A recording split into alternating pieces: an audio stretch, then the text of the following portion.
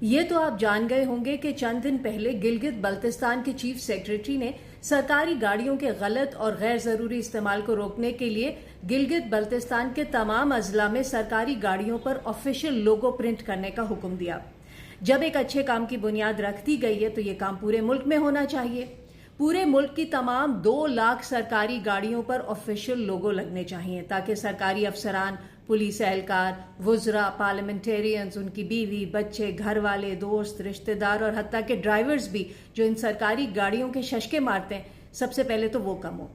مختلف سروے سے پتہ چلا کہ ہر سال پاکستان کے شمالی علاقوں کو گھومنے پھرنے کے لیے جانے والی گاڑیوں میں سے کوئی 30% سرکاری گاڑیاں ہوتی ہیں، اور ظاہر ہے جسے سیر سپاٹوں کے لیے سرکاری گاڑی استعمال کرنے پر مسئلہ نہیں ہے، اسے سرکاری پیٹرول پر بھی کیا اعتراض ہوگا۔